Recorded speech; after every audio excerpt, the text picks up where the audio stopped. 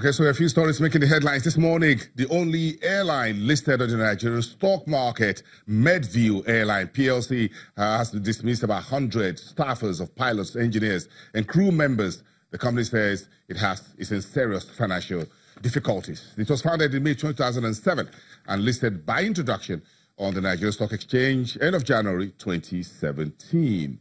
So we're asking whether Medview Airline is going the way of previous airlines listed on the stock exchange. Remember ADC Airlines and Albarca Air PLC.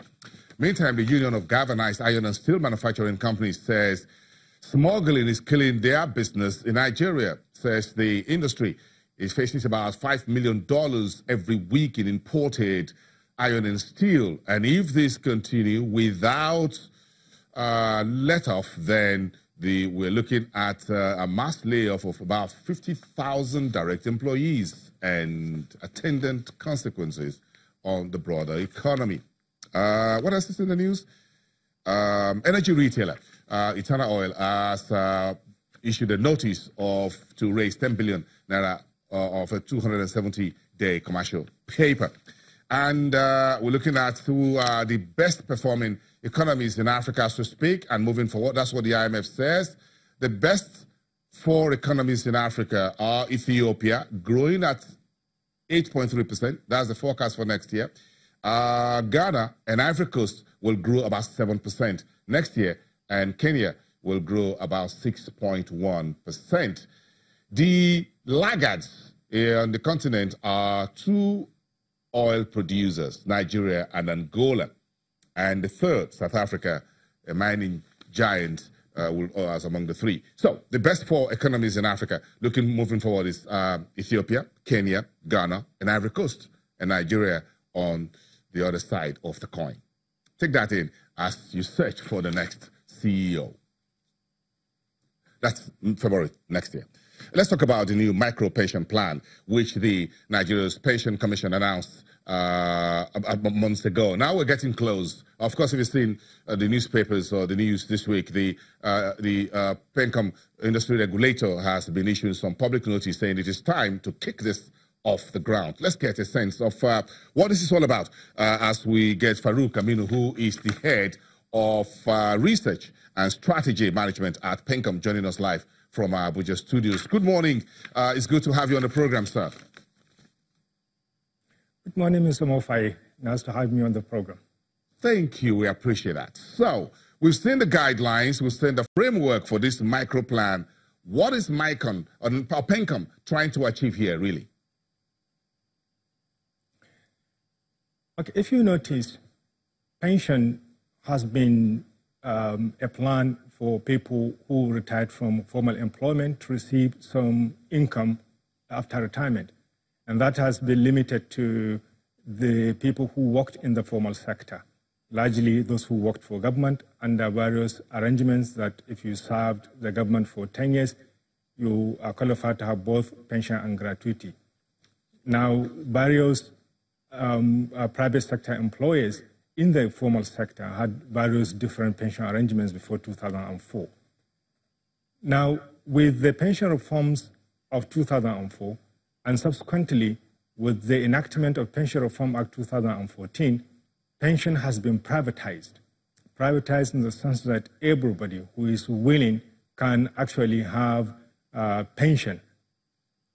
Specifically, Section 2.3, that is Section 2, Subsection 3 of Pension Reform Act 2004, has made people who work either as self-employed or who work in organization with less than 3 employees eligible to participate in the current contributory pension scheme. So largely because the pension is now based on individual contributions that are credited into personalized accounts, everybody, every Nigerian is now eligible to have a pension, irrespective of whether that person has worked in the public sector or not. So the objective here is to then make pension available to every person who is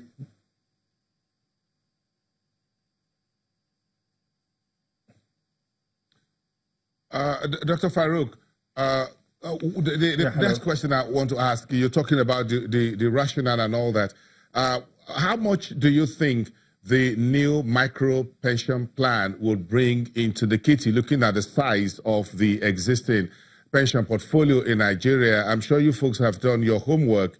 You're looking at how many people or how many more Nigerians will be brought in under this self-employment micro pension plan, as well as what you call those who are employing just about 3 people. These are very small businesses, those folks who are perhaps roadside mechanics, vulcanizers, and folks like that who employ just 1, 2, or 3 people and all that. So you've crunched the numbers as the head of research and strategy. So what numbers are we looking at here, Dr. Farouk? If you look at the Nigerian working population, we have over 90 million people working in Nigeria. And if you look at the formal sector, both public and private, we are not more than 60 million people working, if at all we are up to 60 million. When we look at the figures last, we had really less than 60 million people working in the formal sector. So that means majority of Nigerians are working in the informal sector. And then if we are looking at that number, we will see that we have over 60 million Nigerians, at least, working in the informal sector. This includes small and medium enterprises in the country. So you can see that the opportunity is big. Number one, for the pension industry to be able to extend coverage. And number two, for those over 60 million Nigerians working in the informal sector to have a form of a retirement plan so that they have some sort of old age income after retirement. So really what we're looking at is to cover about 60 million on the list Nigerians under this plan. Our target at the initial thoughts we had, and actually what we are trying to push forward again, is to basically try, number one, the medium and small enterprises, which we have about 37 million of them registered by SMEDEN. Out of these 37 million, already 5 million had been incorporated under the Companies and Allied Matters Act in Nigeria. So that is one of the immediate targets we are looking at to bring into the system. Number two, we have a lot of trade unions and associations in this country. Some of them are well established, and a lot of them are actually affiliates of the Labour Congress and the Trade Union Congress as well. When you look at those, and minding the fact that both the NLC and the TUC have seats on the board of the commission, then we feel that we will be able to bring all of the 60 million that we have targeted. Number two, when we look at the National Financial Inclusion Strategy, National Pension Commission has been given the mandate to include 40 million Nigerians by the end of 2020, when the National Financial Inclusion Strategy is supposed to be fully implemented. Indeed, we are working in updating that strategy, so perhaps the numbers could change, but at the moment, that's our target. Based on that target, we also came up with both industry and corporate strategies that gave us that impetus to, number one, cover 20 million Nigerians by the end of next year, and then cover the rest 20 million by the end of 2024. So that's what we are working on the numbers of retirement savings accounts that we expect to be opened under the macro pension plan. On the other hand, when you look at these people, virtually they cover a large chunk of the Nigerian economy. And a lot of them really work on the very high end of the society. When you look at footballers, people working in Nollywood, Kannywood, and all these film-making industry, these film industry stars.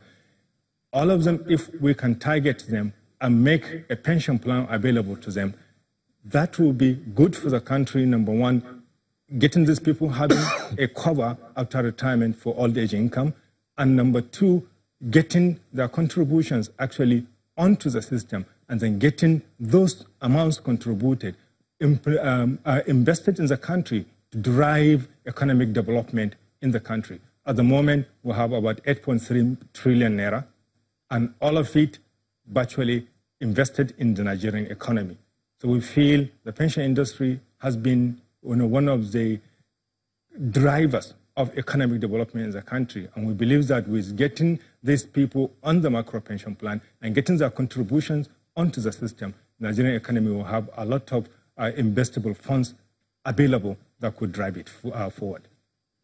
Thank you for that robust explanation, Dr. Farouk. But again, how do you at PENCOM hit the streets and cover the four corners of this country, the nooks and crannies of this country, a very large country, I'm sure you know, with that size of informal economy, people who are self-employed and just employing about 3 people.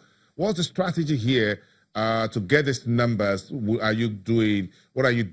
Road shows? Is going to be through radio, newspaper, television, advertisements? How do you want to get people to sign on into this new micro pension plan? Or is going to be by a decree, a fiat, a law, as it were, that will compel people to sign on into this arrangement?